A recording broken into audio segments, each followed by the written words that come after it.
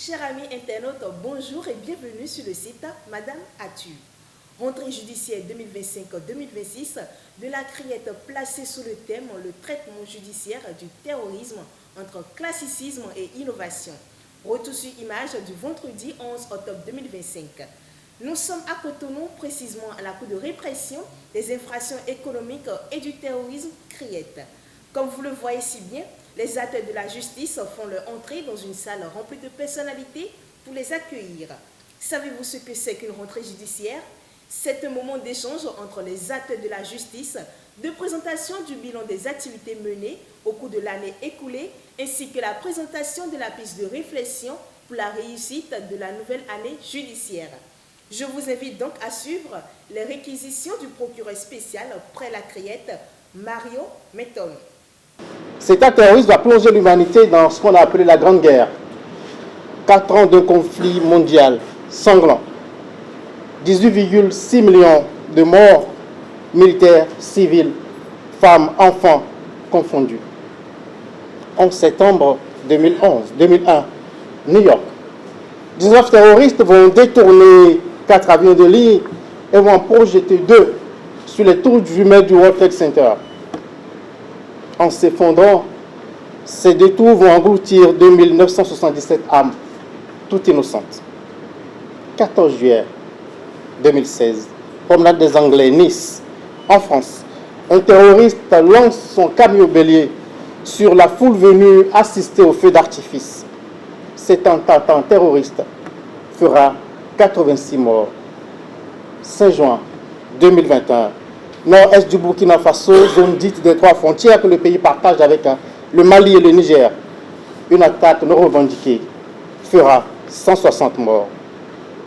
7 octobre 2023, sud d'Israël. Une attaque surprise du Hamas fait 1219 morts, dont de nombreux jeunes qui n'avaient pour seul tort que d'être juifs et de s'être retrouvés pour faire la fête. La suite s'écrit depuis en lettres de sang. La suite s'écrit sous nos yeux ébahis et achève d'effacer la frontière entre les bourreaux et les victimes. La suite menace l'équilibre du monde. 8 janvier 2025, autre zone de 3 frontières, République du Bénin. Une attaque terroriste fait une trentaine de victimes. Monsieur le Président de la Cour suprême, Monsieur le Procureur général près la Cour des comptes, Monsieur le ministre, porte-parole du gouvernement, Monsieur le directeur de cabinet représentant le garde des Sceaux, Monsieur le Président de la Chambre judiciaire de la Cour suprême, Monsieur le chef d'État général des armées béninoises, cher général Fructueux Baguidi, cher Brice Aloanou, directeur général de la police républicaine, Monsieur le préfet du département du littoral, monsieur le 2e adjoint au maire de Cotonou, monsieur le directeur des services de liaison et de la documentation, monsieur le président de l'UNAMAB, madame la présidente représentant la présidente de la Cour des comptes, monsieur le président de la Criette, chers collègues, chers invités pris en vos rangs, grades et qualités. Signe de nouveau départ, mais également marque d'une année qui s'achève. Le genre solennel de rentrée judiciaire se conjugue avec bilan et perspective.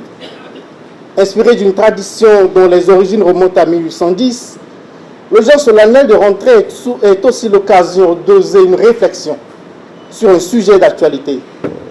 Les incertitudes des temps présents nous ont naturellement dicté le thème de cette année, qui est le traitement judiciaire du terrorisme entre classicisme et innovation.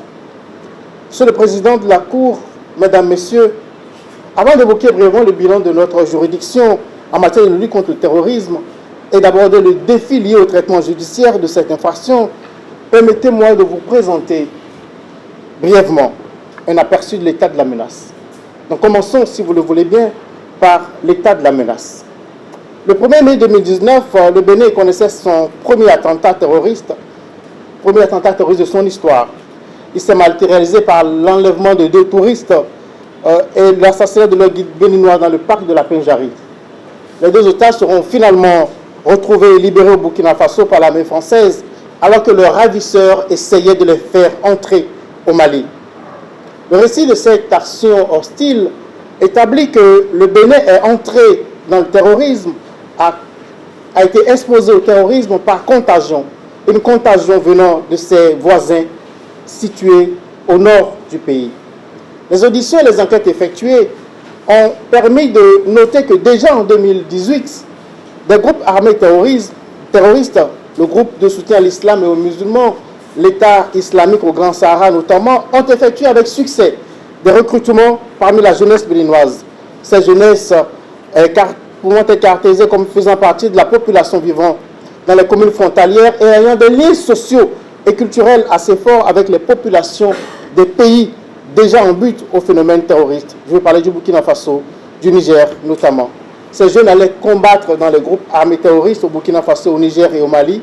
Ils assuraient également le ravitaillement en vivres et en carburant pour les cellules actives dans le sud-est du Burkina et dans le sud-ouest du Niger. Et lorsqu'il s'est agi d'étendre la menace au Bénin, il a fallu simplement les organiser en Katiba et de les soutenir. Le groupe de soutien à l'islam et aux musulmans et l'État islamique au Grand Sahara sont les deux grands groupes actifs au Bénin. Le premier a prêté allégeance à Al-Qaïda, tandis que le second est une filiale de Daesh. Cependant, il y a une large prédominance des activités du GSIM sur le territoire béninois, dont les fonds sont répartis en 3 fuseaux, fuseau ouest, fuseau nord et fuseau est. Le fuseau ouest prend en compte le département de la Takora avec comme point principal d'attention le parc de la Pendjari, dans lequel surgit et tente de s'installer des sous-groupes du GSIM ayant leur base sur le territoire burkinabé, précisément dans le parc d'Arli. Et ce parc n'est rien d'autre que le prolongement, ce parc d'Arli n'est rien d'autre que le prolongement du couvert végétal de la Pendjari dans le Burkina Faso. C'est donc à partir de ce parc d'Arli que sont lancées les attaques contre le Bénin dans les départements de la Takora. Et la présence de l'armée béninoise n'a pas permis aux combattants de s'installer durablement sur le territoire béninois. C'est justement à cause de l'efficacité de notre armée que ces groupes n'ont pas pu s'installer durablement dans le parc de la Pendjari, d'où ils sont délogés régulièrement.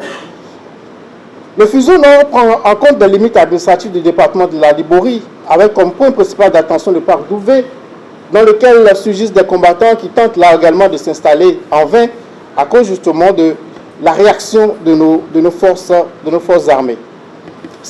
Ils tentent de s'installer à partir du parc d'Ouvé du Niger, qui est donc une réserve forestière se trouvant à un point de jonction de 3 frontières, Burkina Faso, Niger, Bénin.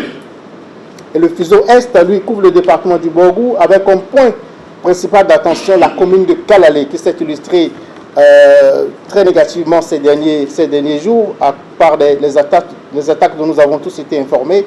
Cette commune se trouve donc à la frontière du Nigeria et est mitoyenne avec la localité de Babana. Les groupes terroristes armés ont pris possession d'une partie de la forêt de Babana, d'où un sous-groupe du GSIM a implanté sa base et lance des attaques sur les populations des unités de FDS, de Kalalé et de Segbana. Ce sous-groupe est essentiellement composé de Nigériens. Au début, il n'avait pas pour ambition de commettre des attaques sur le territoire béninois, mais la donne a visiblement changé depuis quelques temps. Je voudrais, avant de continuer, faire un point sur la transformation de cette menace que je viens d'exposer. Il y a 3 points d'inquiétude, ou bien 3 critères, 3 indicateurs de transformation qui ont été récemment observés. Le président de l'UNAMAB a commencé à les évoquer dans son propos tout à l'heure. Ces 3 indicateurs de transformation qui sont autant de sources d'inquiétude. Le premier indicateur, c'est la convergence d'intérêts entre terrorisme, criminalité et banditisme.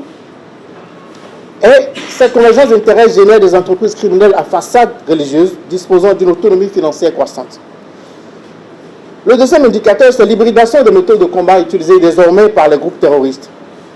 Vous avez des méthodes terroristes couplées tantôt avec des méthodes militaires de combat classiques, tantôt avec des méthodes de guérilla. Cela montre un gain en expérience et une montée en force des capacités des groupes terroristes.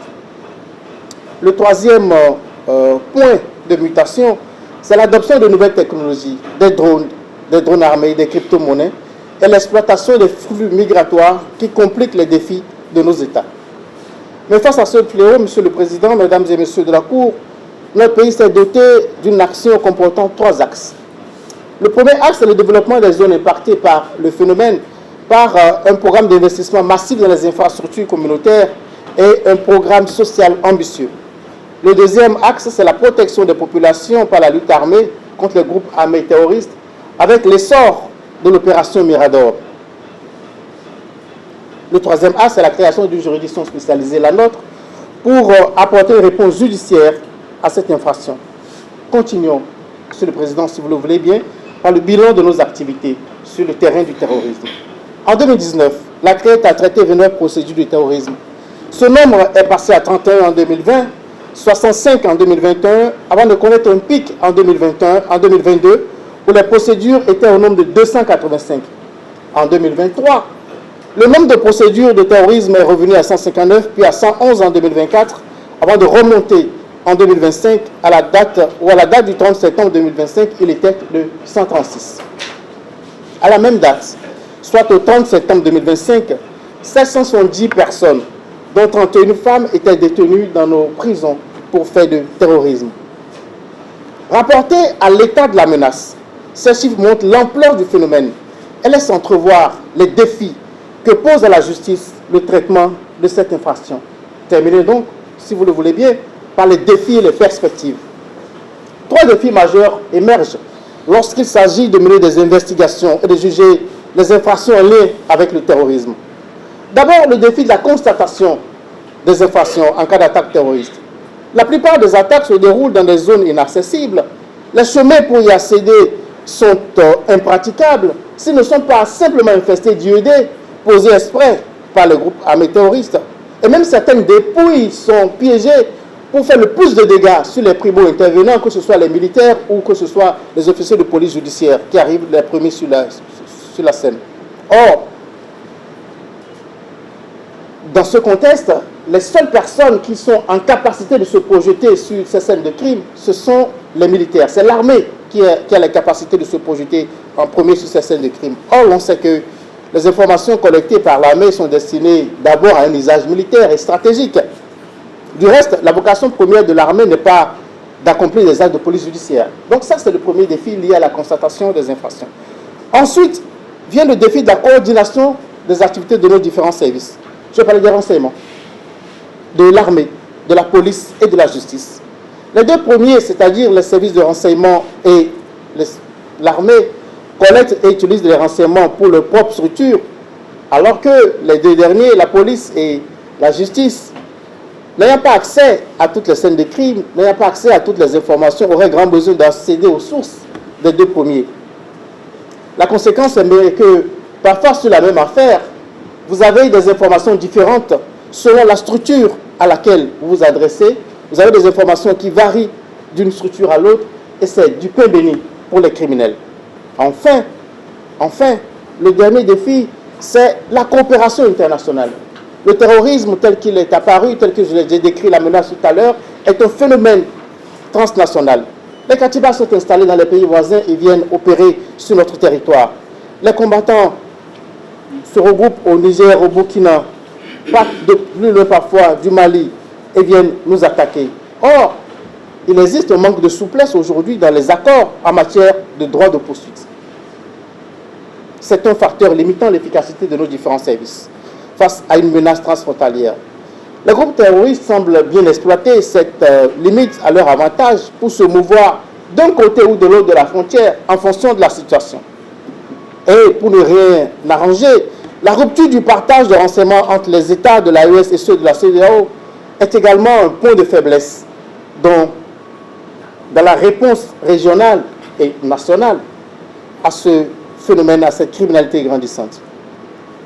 Monsieur le Président de la CRIET, Mesdames, Messieurs de la Cour, ce tableau sombre ne doit pas nous décourager. Le chemin est long, la nuit est profonde, mais il y a une lueur au bout du tunnel. Il y a un phare dans la nuit comme il y a un petit matin. Et au bout de ce petit matin, ce phare, c'est l'intégration d'officiers de police judiciaire dans les unités de l'opération Mirador. C'est la confection de fiches de mise à disposition permettant aux militaires primo-intervenants sur les scènes de crime de collecter les éléments de preuve, de procéder à des interpellations et d'assurer la transmission aux OPJ dans les formes prévues par le Code de procédure pénale. Ce phare, Monsieur le Président, c'est la judiciarisation du renseignement. C'est la prise d'un décret portant création d'un cadre de repos judiciaire au terrorisme, incluant les services de renseignement, de l'armée, de la police et de la justice.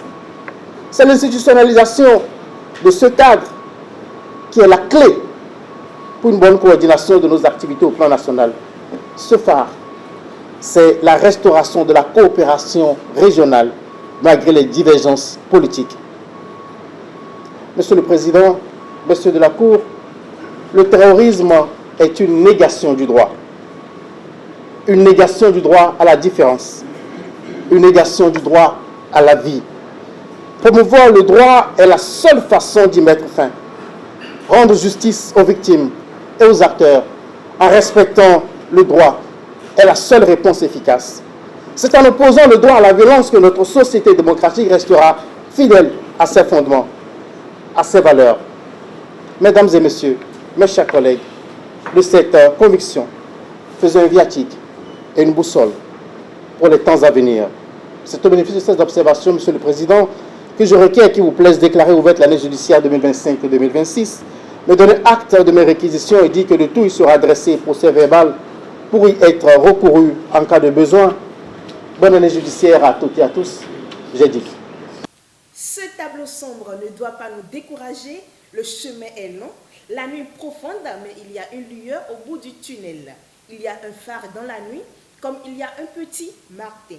Et c'est sur ces propos du procureur spécial Mario Mentonou que nous vous disons au revoir et à très bientôt. Surtout, n'oubliez pas de vous abonner à la page Madame Atu et pour accéder au site, tapez www.madameatu.bj.